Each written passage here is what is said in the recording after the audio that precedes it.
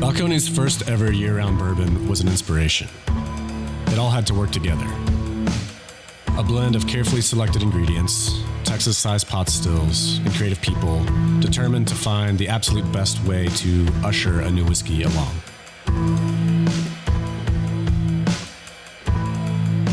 When you discover how it pairs with a meaningful moment, suddenly the feeling of drinking great whiskey becomes a whole lot more.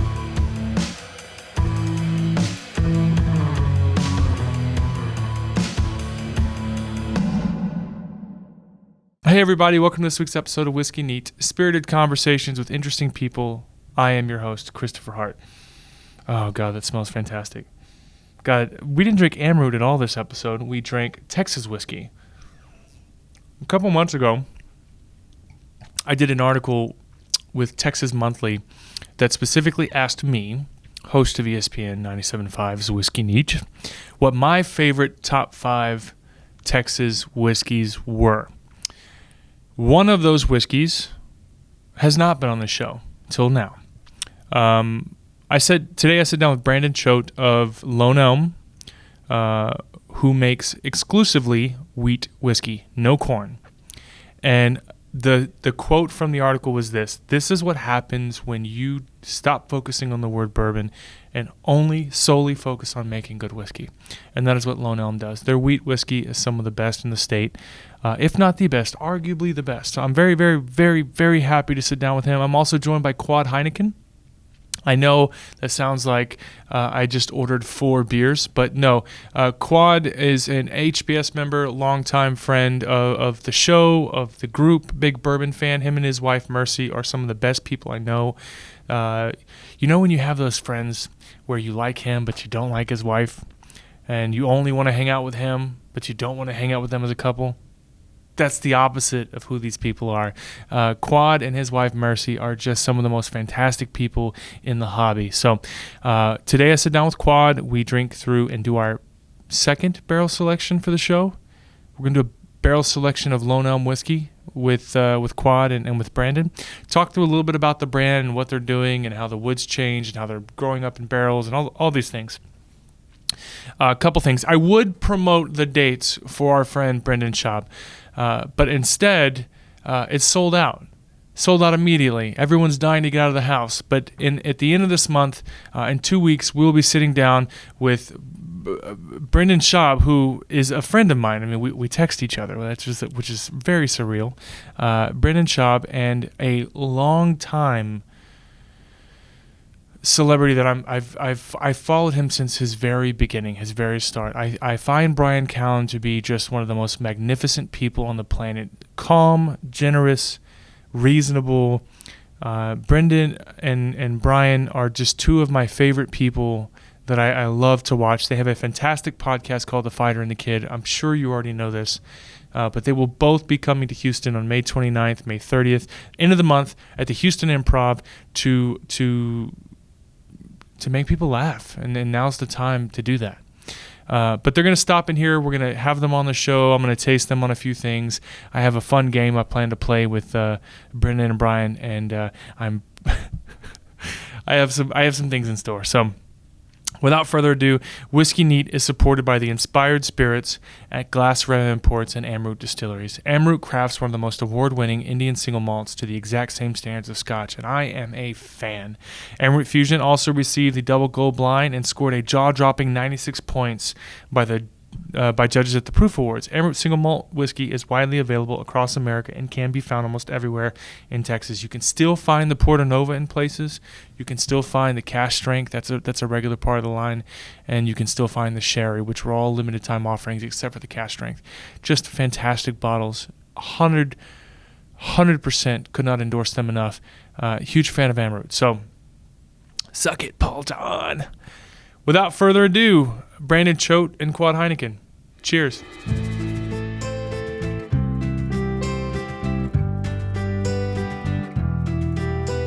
Guys, thanks so much for coming today. Brandon, how are we doing? We're doing good. We've had a long-term, couple years now, working relationship through the Whiskey Festival.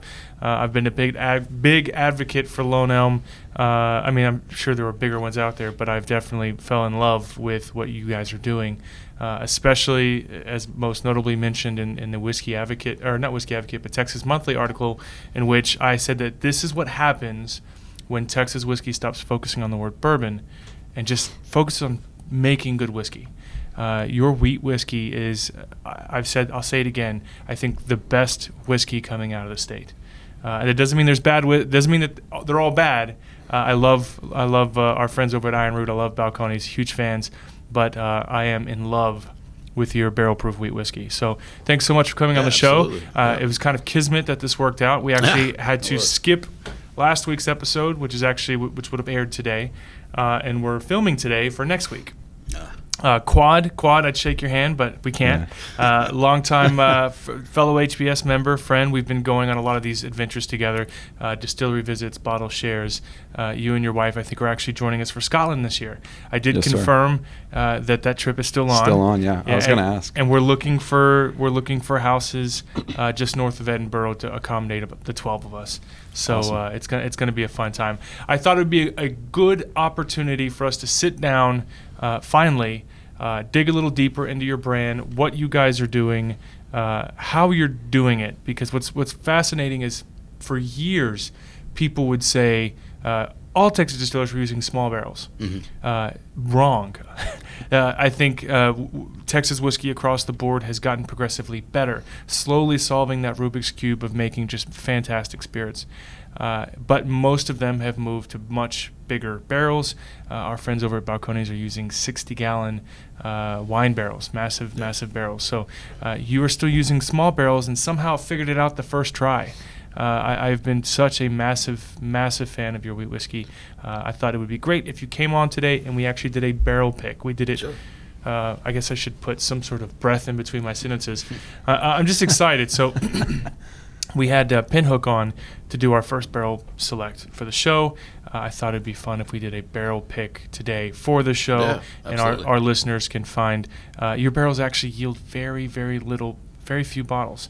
A low barrel of Four Roses, Good Golly Miss Molly, yielded only 70 bottles. Mm-hmm. Your barrels yield less than that. Yeah. So we're looking in that 50 bottle, maybe even less range. I don't think so on these 2016s, and the reason that we yielded so low is because we had 5 and 6 year old whiskey. Those were 2013 and 2014. So even less.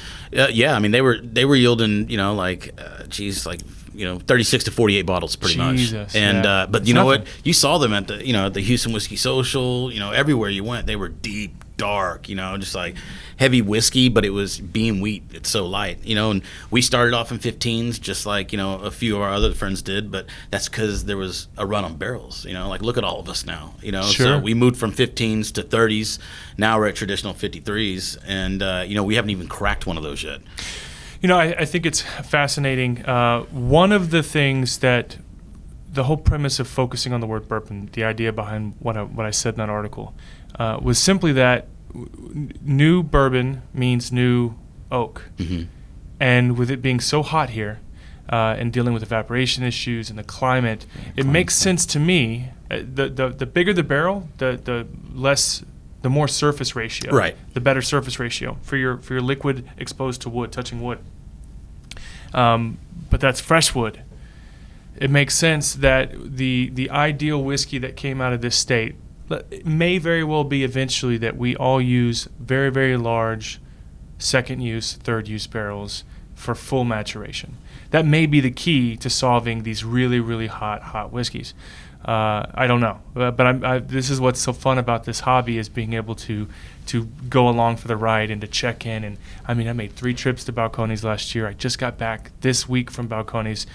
We took an Elijah Craig barrel, filled it full of 53 gallons of honey for a couple of months, dumped the honey out. That's what we're going to be selling soon for Camp Hope. Coming up, right? Coming up in about a week. And then we took the barrel that still had a couple gallons of honey, raw, unfiltered, local Houston honey floating around in it, and took it up to Balcones to put single malt in. And it was just... Oh, man. It was just insane. It was just insane. So this hobby is... expensive, time-consuming, but in the best possible way. So thanks so much for coming on the show. Absolutely, yeah. Quad, thanks again. I know Thanks for having me. You brought, 6 samples? 8 samples? 8 samples. All right, so let me finish. I brought a couple of Dusties here. And I just popped these yesterday morning. So the amount of air that they've seen is from the barrel to this pretty much. And sure. I sealed them up. But yeah, these are from New Oak barrels with number 3 char on them. You know, there's no colorings, additives, or GMOs. It's just, you know, I wanted to piggyback something, if you don't mind, on something you said about kind of like hot whiskey. Sure. You know, we have a little bit of hot whiskey. You know, I mean, we have like high proof, high ethanol. But what's cool about, you know, being wheat, because, you know, we're a wheat distillery. We don't use any corn, you know, as of right now. But being a wheat distillery, it's nice that wheat can, you know, tame the beast. Well, I mean, traditionally speaking, right, rye is very spicy. Corn can be very aggressive. I've always associated like really hot corn-heavy whiskeys as like a youthful bite, you know. But wheat traditionally has always been softer. Yeah. Right.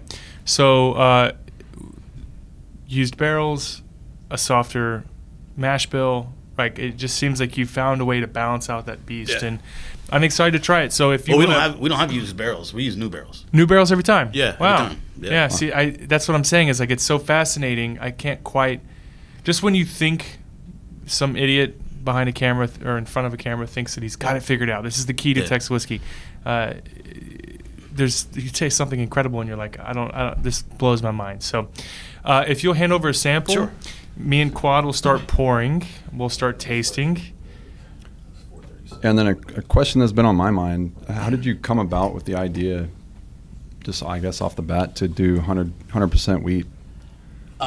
Well, so Bill Walford's our master distiller and president of 5 Points Distilling, and you know, he and his friends were doing the you know, Kentucky Bourbon Trail, and they all went and sat by the lake and did a lot of drinking and lying. And Bill's just you know, he's too smart for his own good. He held up, you know, a glass of Pappy and said, I can do better than this. And you know, one of his college roommates put a check down, and then a distillery was built, and he wanted to do all wheat, and you know, so that's where that came from. And you know, now we do a 90% Texas Red Winter wheat. You know, it's a soft wheat too, and then 10% malted barley just for the yeast and enzymes. Is that 10% malted barley? Yeah, and that barley is just for the yeast and enzymes. All right, so while we're tasting, feel free to pontificate, but give us a little backstory about the distillery a little bit. I know you kind of went into it now, but talk to us about your process. Talk to us about what you're doing, and I'm gonna do Sure. the easy stuff over here. Yeah. So you know, like I said earlier, we're a you know, straight wheat distillery, and you know, we have two baseline products in our single barrel. We started off doing a wheat vodka, and it's just Lone Elm vodka. Sometimes you'll see it, sometimes you won't see it in the store. I believe Total Wine has it, but it's a skinnier bottle. But to interrupt, that's the Poison Girl pick. Okay. I figured what I'd do is I'd smell it next to a current pick. Oh yeah. And then that way we'd kind of get a baseline going. And then our small batch is hand-selected single barrels by Bill that we put together in a 250-gallon mash, pretty much, and you know, proof it down to a 90 proof. Chill haze filter it, and then we bottle. And we only chill haze filter on the small, just so it won't cloud up. You know, when you put ice to it. You know, people have asked us, why don't you just go 92 proof? Well, you know, they want to use 94. Depending on the spirit, it kind of bounces. I tell you why, because they want to use the equipment they bought. You know, I get it. They spent some money on some equipment, and they want to use it. But you know, our pot still's a copper Vendome 500-gallon pot still. You know, has a nice little onion on the top. We do have a gin basket. We have our botanicals. We just got those this past week to start doing some gin. We're going to do a straight and antique it, so we look forward to that. I know this is pretty common, but just to back up a second, and for those wondering what we're referring to, chill filtration is quite common for years, and we've talked about it on the show. The average, just to speak frankly, the average consumer is ignorant as to what they're looking at on a shelf. That just means they just don't know any better. There's natural assumptions that are made. And when you chill filter something, they basically freeze it down to 0 degrees Celsius or 32 degrees Fahrenheit, get it nice and cold. All the oils in the spirit basically bond to each other and solidify, and then they filter out those oils and leave you with what's left. And what is left is a stripped spirit. And they say you can't tell the difference and that it doesn't affect taste, but many people will argue against it. So the way that when you water a spirit down to anything below 90 proof, 95 proof, right there in that range. Some say 90 proof, some say 94 proof. It varies. But when you water it down and bottle it at that low of proof during cold months, especially in cold states, we don't really get cold months here in Texas. We get cold hours. It gets cloudy, right? And so people think something's wrong. If you're in a store and you're somewhere and you see your whiskey is no longer clear, people think that something's wrong and will throw it away or return it or complain or whatever the ignorant choice is. So if you have cask strength whiskey or anything above that point, it doesn't get cloudy. But if you're going to create a small batch item that is in that range, you want to go ahead and filter it out. One of the reasons why I so much love your 110 proof, your higher stuff, is you're getting the most out of, or you're getting the most base profile directly from the barrel. Absolutely. It doesn't mean that all cask. I get into an argument with this guy, Alex Coffin, quite a bit. Friend of mine, about he's to that point in his journey that if it's not cask strength, he doesn't want it. He'd rather water it down. And I'll argue that a lot of people, even with the option, don't know how to or just don't. They get used to just drinking at cask strength. There are some, eventually you move past that point in your journey and you start appreciating lower proof stuff again. And that's what I advocate quite a bit on the show, especially what's in front of us now. Well, that's why I don't proof any of my samples that I take people, because I feel like they're just going to fall in love with the number, or like they know that it's 125 yeah, proof. we have no idea what proof these are, but we do know that they're straight from the barrel. Straight from the barrel. Yep. I pulled them myself, and so these, and not only that, but these barrels that I pulled have just come of 4 years of age. So like there's February on. And I believe I just went like every 10 barrels or so and grabbed some from a different run. But in our whiskey, like I said, 90% wheat, 10% malted barley. It has a lot of stone fruit to it. A lot of dark cherry. Tons of tobacco in this one. A lot of tobacco. There's spearmint hints to it here or there. Eucalyptus. Yeah. A little bit of that. There's also a little bit of star anise. That was barrel 437. All right. So, some exciting news is that we did an interview with Spencer and his wife, Spencer Whelan of the Texas Whiskey Association, to which you are a member of. Yeah, we're a founding member. Yeah, founding member of that. I believe you had a little part of that. I think you had something to do with that. What do you mean? I think that was the first time we had met. It was at Whiskies of the World, and that's when that all came about. Well, I gave Spencer a hard time. I knew that they had premiered it at Whiskies of the World, and I was like, "What's up, man? Whiskies of the World. Don't get me wrong, is an out of country company, right? IWSC's out. If we're all about Texas homegrown, why are you not launching this? And I love Whiskies of the World, but launch this at my event. Yeah, they had a good presence at HWS, but launch it. Homegrown. Launch it in HWS. Yeah. And he didn't, but he did premiere the announcement on the show. Yeah. And we did. We're also part of the reason we convinced Travis Whitmire to join. Yeah. Because he was really fighting that. Well, on that little interview, Bill said that we had rye in production, and we don't, but we're putting it into production this month. So we're starting to make it, and then we're going to age it. And Bill likes to. I think he's going to want to do a 2-year age on that rye. Sure. But and these are all 4, right? Yeah. So all of our whiskeys right now on the market is anywhere from 2013, 2014, 2016 is just now coming out this year. So, to be honest with you, I didn't care for that first one. Mm-hmm. I'm digging 463 though. This last one, have you poured it yet? No, you have not poured it yet. This one. Yeah. So this is the first one we poured, and a lot more cherry in this. Yeah. That's so interesting about the single barrels thing. So, and we talked about this off air, I believe. But what kind of yeast are you guys using? We're just doing like a sour mash beer yeast. Beer yeast, yeah. Boxed yeast.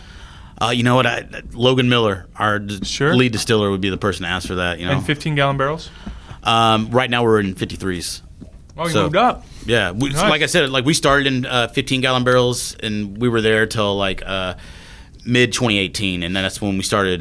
So these are all 53-gallon barrels. No, these are all 15s. 15. Yeah, okay, so they're the last ones. Yeah, because we started doing 53s in 2018, and so they have to age. They got to age 4 years. There, yeah. And not only that, but something to look forward to is our February 2020 leap year whiskey, and I've already had like certain companies from Kentucky call us and ask about that. I'm not gonna list who they are, but say it, man. Flex on them. No, man. No, I want it to come through what they're talking about. I don't want to jinx it. Oh, I see. I see. But it's gonna be some fun stuff. We got some things in the works. Barley whiskey as well. I know Brandon's off air. Brandon, if you want a glass or something here, we got a little something special here. These old Dusties aren't nothing to scoff at. A lot. Yeah, right. 463. Yeah. So 463 was the night and day difference. Not that this was horrible. I like this so much better, and I'm gonna get her to try something. Come on here. So you want something dusty first? You want to start? What do you recommend? So, well, you've had Amrut, right? So and I think this one might be. Is this the peated or Madeira? What's the this gold? Is peated. What's the gold bowling pin? The bowling pin. Hey guys, this is Brandon. Hi, well. Brandon. This is a dusty bean bottle. I believe it's from the 80s. It is. It is a bowling pin, isn't it? It's a bowling it pin. says Yeah. Beams pen bottle. Yeah, they used to put it. I want to say That's it's pretty 80s. friggin' rad. 80s Beams pin bottle. Yeah. And then we've had that on the show. And then this I just opened on the trip with Jared Hempstead. We went to Balcones. If you look carefully, you'll see that it's straight bourbon whiskey without the E, which traditionally, as you know, Americans, we spell it with the E. And I've said this on the show too. I'll say it again. All of our regulations spell it without the E. It's completely trivial. So don't ever be that person to point it out and make a sneak about it because it's stupid, it's garbage, and you're wrong. This is also fantastic. So this is a little higher proof, but this is from the 60s. So do you want to? Let's go with the high proof. Okay. Yeah. Kind of weak. Yeah. Go ahead. Yeah, things are finally getting back to normal in Houston. For those watching, I know that starting this week, Adam Carolla will be in town at the Houston Improv. So get your tickets. That's next weekend, right? So get your tickets to the Houston Improv. And then, of course, our friends Brendan Schaub and Brian Callen will be back in town at the end of the month, and they will be on the show. I'm having a couple of have you had our wine yet? No. Yeah, so HBS, Houston Bourbon Society. I saw the label. Created our own brand. Digging the label. Yeah, so we've got our own brand of wine. Awesome. Isn't that funny? Our first brand for the Houston Bourbon Society. It's not bourbon. We did a Italian Super Tuscan blend from Italy. The bottle should run sub $30. Pretty high end Super Tuscan Italian wine. They're sending a couple of bottles for us to try on air. I know Brian Callen's more of a wine guy. I was going to say how. So if you chose a barrel, how many? It's not a barrel. No. Nope. The it's blend? a blend. Okay. Yeah, it's an Italian blend. What's so the yield? 3,000 bottles, statewide 3,000. distribution. We'll have it. Got the whole thing picked That's up in one go. That's a good amount. Yeah, and it's and if it doesn't sell, not my problem. Well, I'll make sure to pick up at least a few. Yeah, well, we're super excited. We wanted to invite specifically those who are into wine. So we had a couple sommeliers. Sean Beck helped taste it. Rodney Willis, who previously worked, or he still works for RNDC. Got a bunch of wine guys together to taste it. Michael Canfield, his wife, Wade. Yeah, I see Michael's posts all the time on loves wine. Bad wine reviews. Loves wine. Big I'm going to set this one here because we definitely love it. Let's bring the next one on. We've got a couple more minutes. Now, Brandon, I think you mentioned earlier, so you used to age up to 5 years on the single barrels, right? And now it's 4-ish, just over? Yeah, and the reason we had such terrible distribution from 2012 to. Did you change distributors? Yes. Who was it?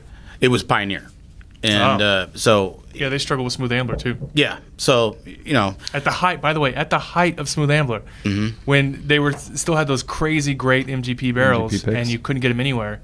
And when they changed distribution, sorry to interrupt you. No, that's all right. The distributor called around we still have 60 cases of these double-digit 8-stated MGP barrels. And NASA was like, yeah, we'll take them all. Yeah, is that why they're still being found? That's why they're still being found, because they pull stuff back when it's crazy, This is 485. Sorry, go ahead. So you changed. Now you're with Favorite? Yeah, we're with Favorite brands. Love Favorite. I do too, man. It's night and day. And, it's incredible. I could, Greg LaMantia Jr., just like Austin Brown. Everything's been. I know just, Austin, yeah. I can't tell you how. Shout out to Brandy. Yeah, you know what? She's no longer with him. Oh, you really? Yeah, she just left this past Friday. I gotta call her. There's a lot of things that Oh yeah. I wish you. I'm sure she's got a story. Yeah, man, she's a hustler. Yeah. Brandy Toomer, love her. She's it's funny. I told the story to my wife. I've known her for years, several meetings, several dinners. Mm-hmm. I know her. Yeah. At the whiskey social this year, everybody was setting up, and the day is always such a blur. I don't really process much. It's just always about putting out fires and making sure everybody's happy. This woman walks in and she's setting up her table and she's wearing a Barbados rum shirt, supportive, or I think it was Barbados. I didn't recognize her at all. It was Brandy, and she's like, Chris. It's like we've known each other for years, and it just went. I was so out of it, but she also wasn't feeling good that day. So she's fantastic. I've always loved Favorite Brands. They've done great by us, and we're actually talking to them about doing our rums through them. Yeah, you know what? Let me just tell you something about anybody out there that's starting up some sort of spirit and looking for a distributor. There couldn't be a better one. A Texas home distributor than Favorite Brands. They're in one other state, Arizona, New Mexico. Let's be honest, it's the same thing. Yeah. Arizona, New Mexico, same thing. Yeah. They're fantastic. Yeah, their parent company's L&F, Budweiser, so, it's a good company. Good people. They know what they're doing, and they're strong workers.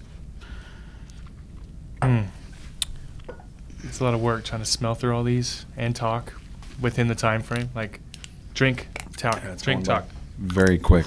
The nose on this Poison Girl pick is just ridiculously good. That's Barrel 514. I'm hoarding it. Hold on one second here. I went by Poison. This is the one we Girl just today. did? They had a stand on the street. Yeah, that's right on the sidewalk. Currently, we're drinking 485. I'm gonna pass. And I do. I think it's actually similar to the first one. Yeah. Yeah. So you don't like it as much? Not as much as Great. 463 is. We're on the same page. You want something else? Yeah. Come on, man. Listen, this isn't a real show. Nobody watches.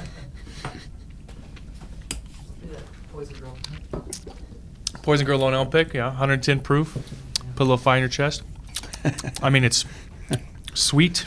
You can really pick out that wheat. I actually really like this one too. So. Well, what's that one? It's just a random one I found in Tulsa, Oklahoma. Yeah. What do you do for a living? I do software development. Oh, really? Yeah, Tulsa. I was up visiting a friend, so they have a huge warehouse store, kind of like a Specs, called Park Hill. Sure. Out there, and dropped by there, and they had Lone Elm at a pretty awesome price. So I was like, I'll take a couple. Just poured? No, it's crazy. Just maybe 2 years ago, there was a time in which you're driving through a small town on a family trip. You could stop into any little mom and pop liquor store and find something crazy sit on the shelf.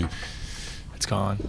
That time's gone. I actually know a guy. Like locusts have gone through there and just taken what they want. There's a guy locally, Robin McAdams, who he stays at his day job of outdoor sales so that he can travel. He just got back from California a couple months ago during the winter. He went to Chicago. In Chicago, there's a ton of liquor stores that have basements that have stuff that have been sitting down there for 50 years, right? Came back, had some of the craziest dusties that he threw some pimply-faced part-time employee at a liquor store $20 to give me 20 minutes in your basement. Here's $20, and we'll work something out with whatever I find. Comes back, 3-4 bags of just crazy dusty decanters of old wild turkeys from the 80s. Yeah. And those bottles go for $500, $600, $800 depending on the year. Well, I bet you that 20-year-old doesn't have a job anymore. A lot of old mom and pops, what's Facebook? They're still trying to figure out AOL. They still got those CDs from the grocery store back in 2000. There's a place up north up there by the Iron Root. It's called Driggs Liquor Store. Sure. And the one in front of Iron Root, because there's one right in front of Iron Root. That was Fossil Creek. Driggs Liquor Store. It's nothing special, but you go in the back, and she's got first growths. Really? Oh my! You're a big wine guy?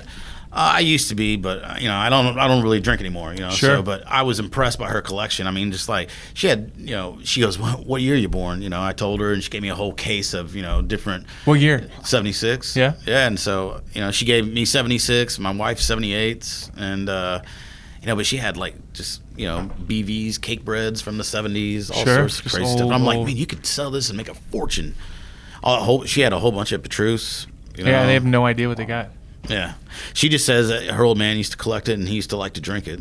She's like, I don't know what to do with it now, and I'm like, you need to get rid of that. Yeah. Yeah. Let me take out a second mortgage real quick. Yeah. What are you thinking so far? I'm not sure. I don't think I've found anything quite as good as the 463. The 463. And the nose on the Poison Girl pick is really swooning This me. one's pretty hot for me. Did either one of y'all get a chance to taste the Alliance blend that we did with Ranger Creek and? Are you talking Trinity about the Texas Whiskey Festival? Texas Whiskey Festival? Okay, that's the second one, right? Yes. Yeah, I have not, and I went to the festival, didn't see it Yeah, there. I'm not either. Oh, okay. I will tell you, I love what's that handsome fella from that Texas distillery? You know who I'm talking about. That handsome fella with a beard. Daniel, what is it? Gavin. Gavin? Not Daniel. Gavin. Gavin Booth? Gavin. I don't know Gavin's last name. Yeah, I don't. Real Ale Spirits. Oh, yeah. Not from that, Gavin, actually. I don't know his last name. Yeah. So I stood at his booth and he popped out. One thing I love about these festivals, particularly the unlicensed festivals, is the everyone's working on something fun right now. Mm-hmm. It's playing. Tabacaro's playing around with rye quite a bit. Gavin, I think it's Gavin, right? Or Davin. It's Davin. Davin Topol, that's his name. Sorry. God, I hate that. Davin busted out some, it was bourbon, may have just been whiskey, but tasted like almost like key lime pie. It had a complete lemons. It was the most bizarre, but delicious, but tasty. Yeah, it sounds amazing. Didn't taste like that key lime corn pie. aggressive profile you get from a lot of whiskeys. He just had something that just tasted like dessert in a bottle, and I was like, Jesus, man. It's so fun at these festivals when you find out what's underneath the table or in the bag. That's why you should become a Texas Trail member. Great segue. Yeah, I'm just telling you. Great segue. You get all those perks, by becoming a trailblazer. Yeah, the TXWA has a membership you can join, and you pay the yearly fee. And basically all your tours are waived at Texas Distilleries. You get access to some crazy picks that the TXWA does, shirts. I mean, the whole 9 yards. I mean, everything Spencer and his wife are doing are just off the charts, fantastic. And yeah, so check out txwa.org, and you can buy a Trailblazer membership. Yeah, there's 19 grain to glass distilleries. From Denison down to Corpus. What's in Corpus? No, to Galveston. That's what I meant to say. Galveston. Yeah. I haven't been. What's the distillery in Galveston? Well, I guess I'm talking about MKT, which is right in Katy, right outside of Yeah. Well, no, Katie's. So if you're looking at Houston, Katy is at 9 o'clock. Yeah, a little. Galveston's at 6 o'clock. Oh, okay. West. So, but MKT is. Let me out just there. say, I get so turned around when I get into Houston. It's okay. You travel the state, right? Yeah. Yeah, and do you handle any other states, or is there? Yeah, I do. I mean, I'm for 5 Points Distilling and Lone Elm Whiskey. There's two of us that work full time. There's our lead distiller Logan that lives on property. He's 26. I think he's the youngest distiller in Texas. And then there's me. I do everything else. I make all the deals. I go to all the states. I work all the markets. I do all the barrel picks. Yeah, so I don't blame you that you misplaced Katie. Yeah, and then you know what? Whenever I go out and do barrel picks with someone, I take it back and I bottle it. You can't get any more craft than that. I bring it to you and then I take it back. So. All right, so this is the one from Oklahoma? Yeah. I can't say that state without thinking of that song. The boys from Oklahoma. What's next? Is this roll their joints on? We don't talk about that stuff. It's decriminalizing the state. We did this one. I did not say it. it. Was not quite there. Still loving 463. Yeah, I like the cherry on it, but it a little more hot than the 463, I think. And if at any point in time, Brandon, you'd like another pour to help alleviate your stress this week, just come on over. These are that Poison Girl is legit, especially on the nose. very so sweet maple syrup, right? Yeah, pancakes. Yeah. That was our first barrel pick for Houston was Poison Girl. We're trying to convince Balcones to do a whole new label for our honey thing, because technically throwing whiskey into a barrel full of honey requires a new formula approval cola-wise. So why don't we just kill two birds with one stone and create like a honeybee HPS label? Then instead of a sticker, we do like an actual brand, right? Yeah. Wouldn't that be cool? A little LTO as they call them, limited time offering, special skewed item that yields maybe 150 bottles.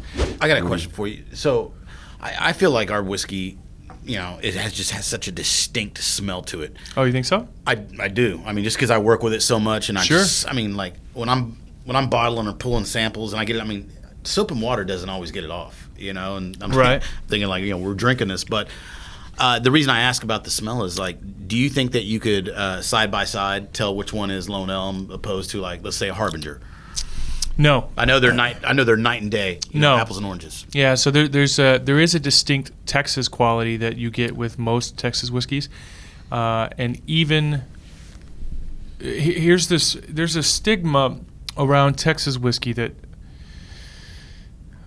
I think when people think bourbon, they think Kentucky. Mm-hmm. So when they try Texas whiskey, they expect it to taste like Kentucky bourbon. Right. Yeah. But you don't drink Texas wine or California wine and think it tastes like French wine, sure, yeah. right? Mm-hmm. Different wood, different terroir. That's where terroir comes into. Yep.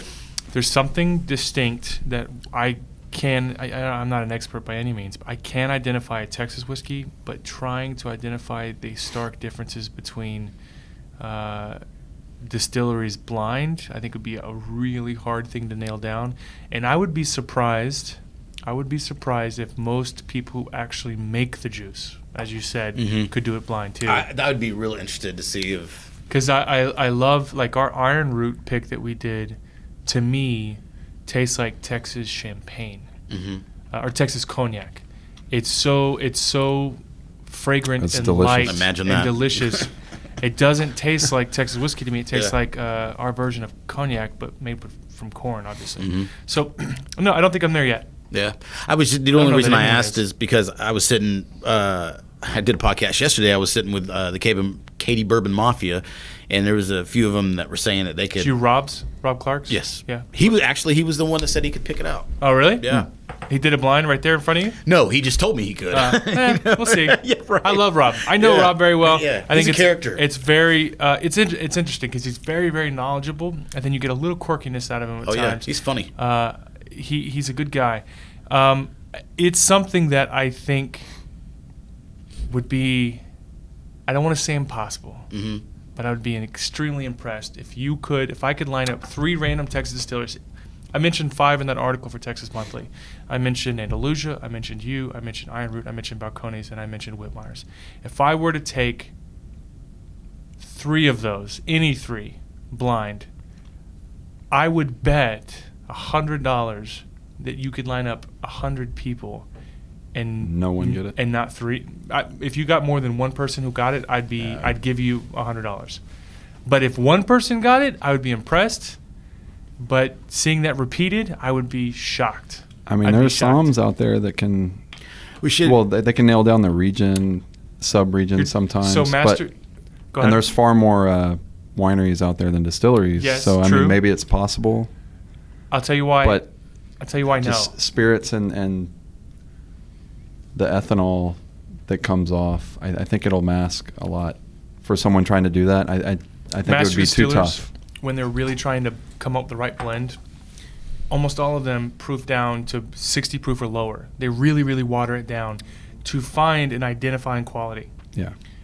Higher proof, you're going to blow your palate out. Yep. Right? I mean, we're doing it right now. We're in the process of blowing our palate out right now. But it is happening. But just straight from the bottle with distillate, maturate, it's not the same as wine that's 10%, 11%, 12, 14% wine.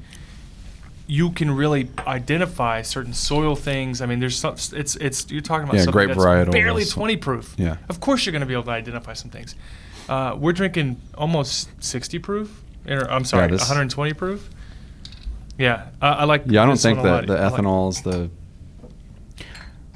I think that you could you could probably pick out the Andalusia and the Lone Elm, but I don't know about like the other ones. You know, I think that'd you be could hard. pick out Whitmeyers. I think there might be an argument for some Whitmeyers because I mean, he's got a bit of a cult following, but I do think there's a distinct, closer to Kentucky profile that I get from some of those, like and tons of chocolate too. And that's the thing I think most people might pick up on is just a chocolate bomb.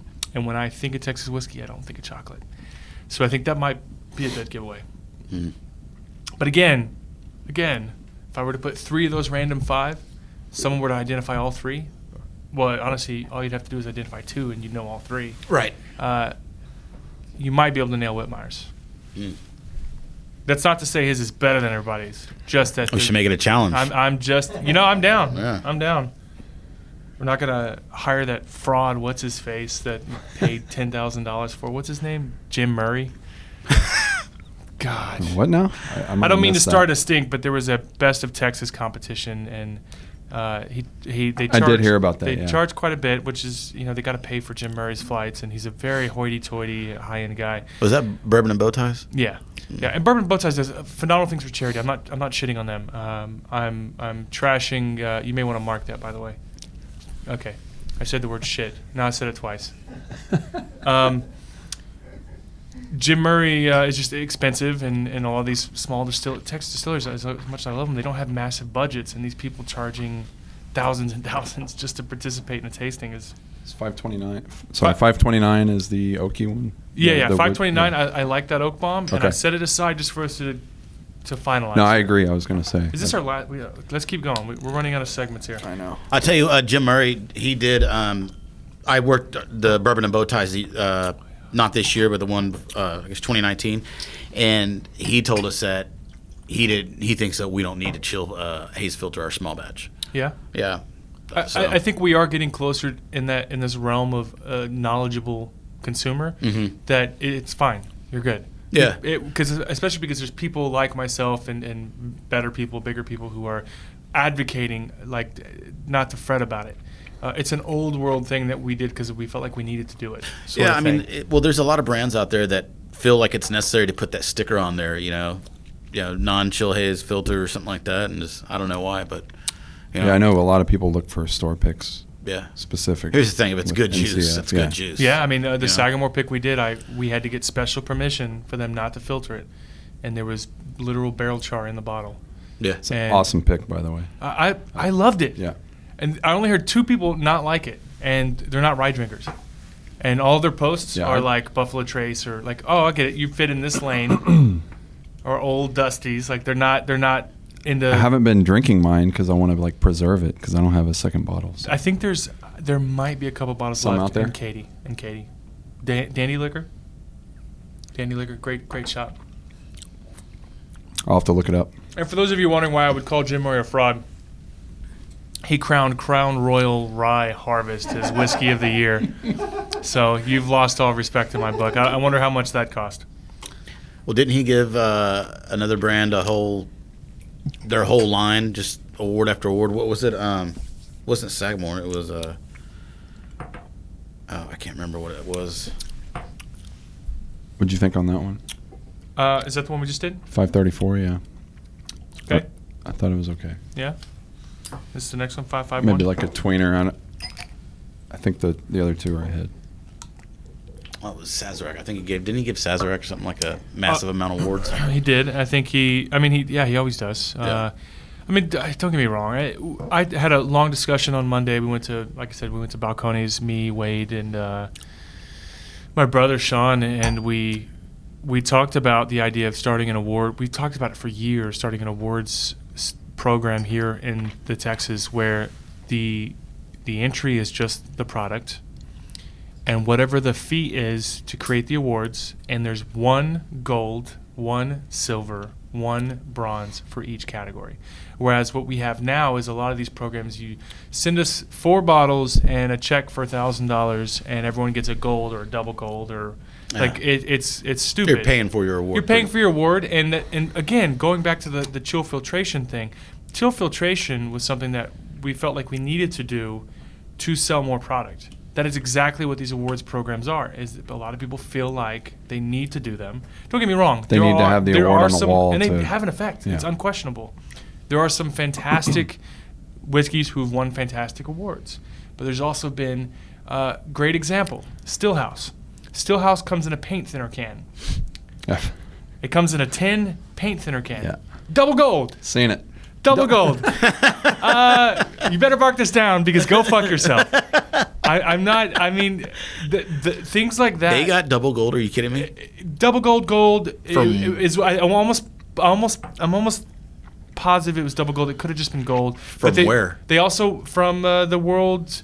They got what's the one? San Francisco? No, Denver? maybe San Francisco. You can look it up. Just type in Stillhouse Awards. That's interesting. They won an award also for package design. Oh. Like, we need people in our society right now. There are things that we do that are part of our cultural zeitgeist that need to go away. Shots need to go away. All you're doing is enforcing a drunken night, a dangerous Drink night. responsibly, but then people go out and do it. Well, I mean, I wouldn't necessarily call this responsible, right? No. We have 3 guys. 2 of them are drinking 10 bottles on the table. But we're pacing it out. We're being careful. I brought water. Shots are inherently dangerous. Yeah. And they breed drunk driving, and they take time for your body to process. Yep. We don't need to put booze in mason jars anymore. I'm sorry, Michael Berry, stop doing it. It's a dumb idea. It's a dangerous idea. And then on top, I mean, the guy's got a cigar in his mouth, and it's in a mason jar, and there's an American flag on it. What are you doing? America. And then this paint thinner can thing, this is not what we want people to be doing. You can put it in a decanter, a fancy, pretty decanter. Don't put it in a paint thinner can with a shot glass on top. And anyways, I'm being awfully judgmental this episode. I'm not usually like this. Well, maybe with their double gold, they'll change their package. Yeah. I mean, we thought about, back to what I was saying, starting an award ceremony in which we limit it to 1, but also don't charge out. It's not a business. Let's not make money off it. Right. If we've got 3 awards per category, 3 trophies, maybe a ribbon for the bronze. If you split that between all the entries, okay, so send me 2 bottles of your product. We'll have a panel taste it that doesn't get paid for it. They're volunteers. And your entry fee is $5 a distillery just to pay for the trophy. Then you've got a completely credible. In fact, actually, I'm sorry, someone else pointed out even better, because you could criticize that by sending the product in for free, it's kind of a bribe. So the entry fee is just enough to go out and buy the bottles at retail. So we'll buy your product. So the entry fee is $100. That's 2 bottles of your product and enough to pay for an award if you win it. Probably wrap that into the social. That's where the idea started. Side. That's where the idea started, because that's kind of how the Great American Beer Festival already operates. They have gold medal, bronze for all the different categories, but then it's also like an event as well for people to go and taste beer from hundreds of breweries from around the United States. We've talked about doing it, and if there's someone locally that we all know that's interested in becoming a part of the Whiskey Social family permanently, if we branch out to 2 events next year, a whiskey event in the spring, like we always do, and a non-whiskey event in the fall, like agave, mezcal, satols. Yeah. We're planning on having quite the eventful 2021. We may incorporate that so where an actual award is given, because Whiskeys of the World, they're, again, I love their event, but their event has done a award ceremony that people have actually created neck hang tags of their award that they won. I mean, so there stands to reason that it could be successful, and we can do it in a way that's not breaking the bank, but also not questionably run. You know, I can't afford Whiskeys of the World anymore. Seriously, I really can't, and I'm not talking bad about them, but as soon as they merged, I'm sorry, I just don't. I mean, as a craft distillery, we don't have that kind of money to put forward. I got the email as well about their merge. Yeah, but here's the thing: they've been merged. Yeah, I know. It's the same parent company. Mm-hmm. And I'll give you the backstory. And don't get me wrong, I love Doug. I do too. But I know that Doug has a bit of a headache with his parent company that they're dealing with. But essentially, Whiskeys of the World and the Whiskey Extravaganza were 2 different events. But both events are struggling to fit in with the changing times. And so they merged both events. They've changed up a few cities. And the pricing is... I'm not going to put their business out there, but it's quite expensive for an event with 500 people, and so again, the events run well. I love the event, but I understand why some people are struggling to pay it, and we struggle as the Whiskey Social just to pay for the event. So what the event cost, we try to split it amongst the vendors. None of that money goes into my pocket, our pockets. We have a whole board of people, and it's still expensive every year. And if you get 200 new people, as the event grows, the inherent expense from feeding those 200 people jumps significantly, because you're spending $35, $40 a head per person in food. And the tickets, even early bird, are $60. And water. And water. Isn't there a rumor going around that it might have a different location because it was so big? We were, as they say, asses to elbows this year. We were too cramped. We either have to change the venue for next year, or we have to utilize more of the grounds. And what we're considering doing is utilizing more of the grounds. Every year you have a couple issues that need to be fixed. 3 years ago, our issue was the fact that we were forced, because of Whiskeys of the World, we were forced to do it in July. Yeah. And so it was too hot. It was miserably hot. It was awfully hot. Last year, we had an issue. We needed more food and more water. And check-in was a bit crazy. So food? I guess I ate earlier. I didn't. Maybe you didn't have that problem. Yeah. It's not like an overwhelming issue. It's like that's the feedback we hear when we ask for feedback. Probably at the end of the night when someone hasn't eaten and sure. And we have a food truck there that we incorporate that's to allow true that. Too, yeah. So this year we fixed check-in. It was super fast check-in. But our new problems this year were the fact that the bathrooms got overwhelmed. We doubled the amount of water. We had 1,600 people. We bought 4,500 bottles of water. There was more water than people's bladders could hold. Therefore, and Brandon, did you come this year? No. No. I came to the He came to the one before. Yeah. This year it was too crammed, and especially during Corona, right? Like, I mean, the whole thing was right before it. So I found these beautiful luxury trailers, bathroom trailers you can rent. I mean, they're like air conditioned, full stalls, bathroom attendants, beautiful luxury trailers. I've seen those at events. They're nice. They're expensive, but we can buy sure. 2 of those. So in the main ballroom, in the middle, in the back against the wall, there's double doors, and there's usually a table there. We'll pull that table out, put the luxury bathroom trailers just outside those doors. Now the bathroom lines are outside, and there shouldn't be, because now you're bringing in 20 more stalls, 20 more toilets, and urinals. And then on the back side of the building, never been utilized, is another pavement, another beautiful area that we could put a luxury tent out on and move all the food out there. So now the venue has opened up. Even if we kept it the exact same, just by expanding outside of the event, throwing up some barriers, put some security outside to where all of the people still funnel into the front door, we can move that open. We tried real hard. So with the food not going into the pappy room, right, that would open up for overflow too, for people just to go sit down and that's another 2,000 square chill feet. out. Yeah. And we can actually reduce the number of tables in the Texas room to give you guys more elbow room too. We looked. The only venue that was really viable was the Hilton Marriott Marquis. Or no, that's 2 different hotels. The Marriott Marquis, which is downtown with the Texas pool. Beautiful venue, literally at the dead center of Houston. I tell you, and if anyone on the show works at that hotel, please get them to get their shit together. Mark that time. I've been after them for months, trying to get a quote. Yeah. Just a quote for our 2021 event. And literally, before coronavirus, I went up there. We had a meeting in person. It took them 6 weeks to get back to me after I continually followed up via email, tried calling, and went up for a meeting, gave them all the details on the event. It was going to be significantly more expensive. Just to have it at the Marriott Marquis for the same size would have been $40,000 more expensive. So we need to make sure we can fit enough people, we can spread people out, and of course, the safest thing, they can stay there and go up to the hotel room. Do you remember the TPSA event a couple years ago? It was there. So I thought, okay, we'll do it there.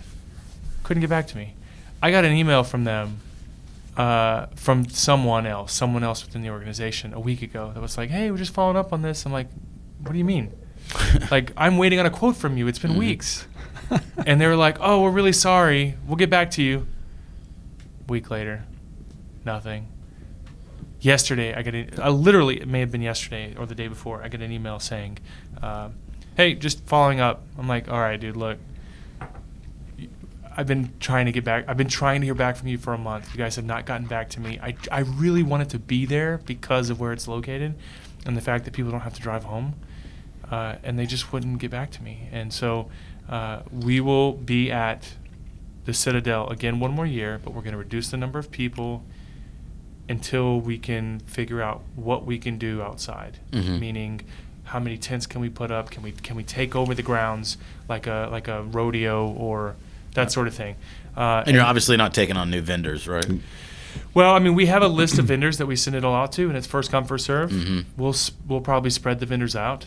But right now, we're not looking to necessarily take on more vendors, but really just give everyone a little bit more elbow room. From what I heard from the vendors, they were happy. Every year, I think people are getting used to these types of events, so there's less drunken behavior. But it's still, there's always something new we can work on as it continues to grow. So I sound like a real catty bitch this episode. All right, so we didn't make it through all the samples. Yeah, No, but you got one left. Yeah. I don't know what you thought of that one. I don't remember if that's what was in this glass, but I'm going to taste it again right now. And then I actually like this one. Trying to be conservative. with your That one samples, was... Brother, hey, it's all good, man.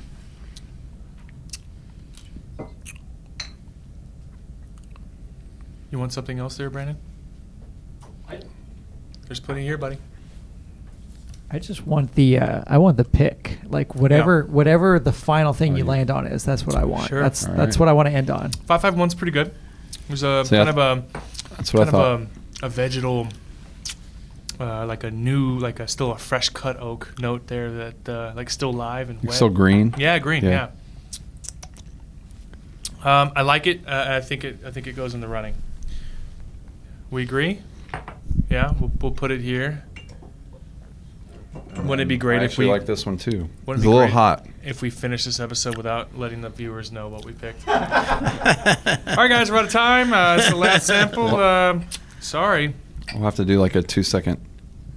I'll do it in the intro. No, that'll be spoiler alert. It's a very Coen Brothers way of ending your movie. Sure. I was thinking about the Miller High Life 1 second commercial. High Life. just put the number out there. Very light. That's definitely in the running. 587 is fantastic. Oof. All right. Is that it? That is it. All right. Let's hurry up and nail this down. We got 4. Let's start from the top. I'm coming back to 463. All right, I need to. I wonder how entertaining this is. Listen to us just drink and talk shit Try to about rush. literally every other festival and hotel in Houston. No, I when I said that when I said that they were struggling, that wasn't me talking trash. That's why they merged. It's not a. Hey, the words of encouragement. You know,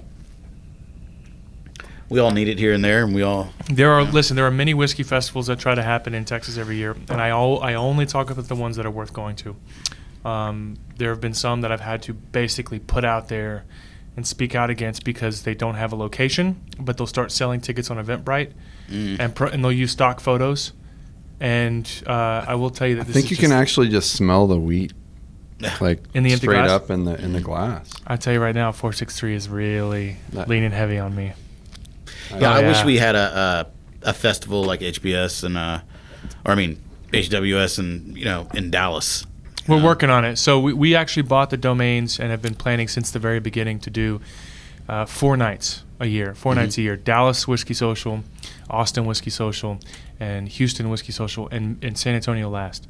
Austin will probably get skipped over, or it'll be just outside of Austin because did you go to the Whiskeys of the World? Yeah, last year and have that debacle with the food department that came and the out. hand sanitizing stations. Yeah, that was just complete garbage. Yeah, and then the tables were supposed to buy their own permits for their table to be there. Right. That's just not feasible or functional for you guys. So we will not be doing that. We may do what Texas Whiskey Festival does and do it just outside of the city limits. But that we bought those domains 5 years ago. We've always planned on doing it, but it's like starting over new is a bit scary. If we can get 2 events, and we wanted to work on this one, make sure it was functioning well. And we're not perfect. We still need to work on some things.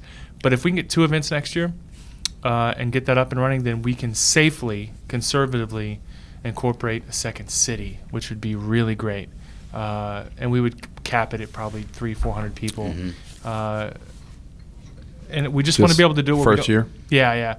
So we the first couple of years of the social, we lost our shirts. Almost, I mean, my wife, God bless her, we had 2 new kids. And those 2 new kids back to back, plus trying to start a business off the ground, was very difficult for her. So my wife is a saint. But we lost, I kid you not, tens of thousands of dollars the first couple of years. And we almost was like, it's just not feasible. Finally figured it out, got it working, built a following. And then last year for the social, we didn't spend $1 on marketing. Wow. And every year that's a big expense is marketing. And so if we can keep it going and make it functional and support you guys and support these brands, without having to spend any money on advertising and limit the risk of trying a new city, we're on board. I would love to do it. Dallas is next. Good. I love Dallas. I give Dallas some shit on the show. May want to mark that. I got to make sure he marks it. But Dallas is the most easy to work with. They've got a good audience there. I mean, someone say whiskey. The Dallas DFW Whiskey Club. There's a couple of fantastic whiskey clubs up there that would be the right audience, you know. There's a lot of whiskey clubs up there. They've done our distilleries right. North Texas. Oh yeah, everywhere. 463. Yeah, that was the rest of 463. Ooh, there's a great tobacco note on the back of that.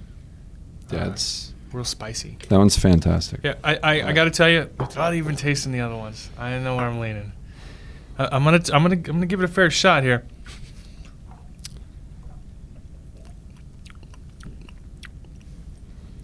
Now this is good. This is actually really good, and may be worthy of its own pick altogether. Definitely a little hotter, definitely a little bolder. The proof though, but it's got tons of that cherry, that medicinal. I don't know if it's just building up for me or not. I usually don't have a problem with heat. I've acclimated myself to the. That's what they did yesterday. I've acclimated myself to the higher proof. 529 is brilliant. Cough syrup, but like in that sweet cherry. Fantastic. You got cherry. The viscosity is fantastic. Crazy. Proof is good. I like the finish on 463. We'll run. Do you have a preference in who we run these through? I'll probably run them through Total Wine or Specs. That's fine. Has Specs done these yet? Specs has done 5-barrel picks with me. Yeah. They send people out to the distillery to do them. So I know we're trying to hurry, but while we're tasting these last 2, you mentioned something about a Texas profile, right? Yeah. So I call it. And I think it does exist because most Texas whiskeys. I don't know if it's the heat. I always say effect benzene on the barrel but I can taste it in almost every Texas whiskey I try, except for Whitmeyer's. Like you said, it's kind of its own thing. I always say benzene, although benzene's not fit for human consumption, so I wouldn't know what it tasted like because it would kill me. But there is this particularly petrol, hay, farm. Reminds me of some leather boots and some Dirks Bentley. Just like that classic country rodeo note. But we're gonna take 2 of these for sure. And I'll run them through Specs probably. Oh, our friend LaShawn. That would work out well for us if you did that through Specs. Yeah? Yeah. Good deal. Just 'cause. We need to talk about branding though. Yeah. Gotta put something on there. If you want to send me that, I'll do gold stickers, whatever you want to do. Something on it. Yeah. Just because that'll make Specs happy. It'll separate everything in the market. 551. Yeah. Whatever you need. I think those 2 are better than 551. Yeah, and 587 is hot. It's got that Texas profile we're talking about. All right. Are we in agreement? No, I think so. I mean, I haven't retasted 587. I think I noted it was pretty hot my first try. So I think it seems like a fast barrel pick, but an hour is pretty standard. We just got to gab in a little bit. Now that one is that classic profile, that hay I'm talking about. That last one, 5.2. It's a little too hot. 5.87, a little too hot, a little high proof. But yeah, I'm happy with it. Boy, these glasses got wrecked. That's what I love about Lone Elm. Yeah, it's. That's what I love about Lone Elm. This is what their whiskey does to your glass. Just imagine what it does to your insides. Just beautiful, delicious, fantastic. And the smell. Could be a candle. I'm telling you. It's just, ooh. It's that wheat. Oh, that smell is just. I know I make a lot of noises on the show, but the smell of this empty glass. Smell this right here. Oh, God. It smells like heaven. This glass smells brilliant. All right. Thank you guys so much for coming on the show today. I know we're out of time. Got to get an intro in here somehow. Thank you, Brandon. Appreciate it. I know you're a busy man. Both Brandons. Two Brandons. Yeah. Brandon, thank you so much. Brandon Choate, everybody. Yeah, thanks for coming in. It was awesome. Thank you. Quad, I know I'd fist bump you, but air fist bump. Thanks so much for making time. I know you're a busy man. Thank you very much for having me. This is it's awesome experience. It's fun. I was very nervous. So really? You nervous about what? I hope I performed well. It's recorded, so we can cut out anything you're nervous about. Daryl Bowman, fantastic personality, fun group, Bad Wine Reviews on Facebook. Check it out. He's got an app coming out called Corked. I helped create that name. And Daryl Bowman's fantastic, but when he came on, he was nervous. And he introverted. He made a joke that that no one laughed on, and we kind of went over our heads. And for 2 days, he was like, "Man, you just cut it out. You just cut that part out." He was so nervous about the whole exchange. I'm like, Daryl, you're fine. Like everybody loves Daryl Bowman. It's actually funny you mentioned that earlier in the show. I mentioned Bad Wine Reviews. Michael Canfield posts a lot of his wine that he's drinking, which he has an awesome collection. Apparently, I've never met him, but. Well, he lives in Bel Air. Yeah, the stuff that he posts is just incredible. So I was hoping it was okay that I mentioned. Oh, sure, Bad Wine Reviews. So. Yeah, well, I don't know why anybody would care. Like, Bad Wine Reviews is fantastic. I know. Some people are like, "Oh, I want my show to be." No. Thankfully, you're not like that. That's why we love you, I Chris. know a lot of people like that. That's why we love you, Chris. A lot of distilleries are like that. Where I wore a Glenfiddich sweater to Four Roses. And a lot of industry folks here locally were talking trash about it. Like, can you believe you wore that to another distillery? And I was like, all right, guys. Like, if Four Roses... Don't you know the rule? You never wear the shirt of the band you're going to see. Oh, sorry. You never wear the shirt of the band you're going to see? You're going to see, yeah. You always wear a different shirt. I didn't know that. Yeah. Yeah, it's a big faux pas. Yeah. To wear, like, if I'm going to see Chevelle, I wouldn't wear a Chevelle shirt. Yeah, you should wear some other hard rock. If you're going to see Chevelle, you're going to get ripped for a different reason, but if you're going to get ripped for if you're going to see Chevelle, it's 2005. But that's the thing, right? You don't wear the shirt of the band you're going to see. That's it, unless you buy the shirt there. Yeah. Well, in that case, as we wrap this up, oh shit, we're on Whiskey Neat, and there's Whiskey Pete. I like it. Big faux pas. You can get the shirt at whiskeymerch.com. Whiskeymerch.com. That's whiskey with the E. And all proceeds go to charity. So cheers, guys. Thanks so much for coming. Thanks for having us. Cheers. Thanks for having me.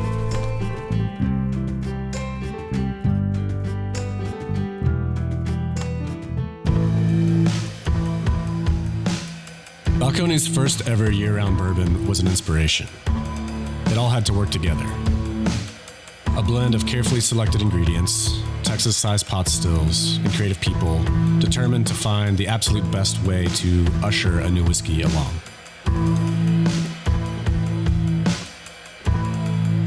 When you discover how it pairs with a meaningful moment, suddenly the feeling of drinking great whiskey becomes a whole lot more.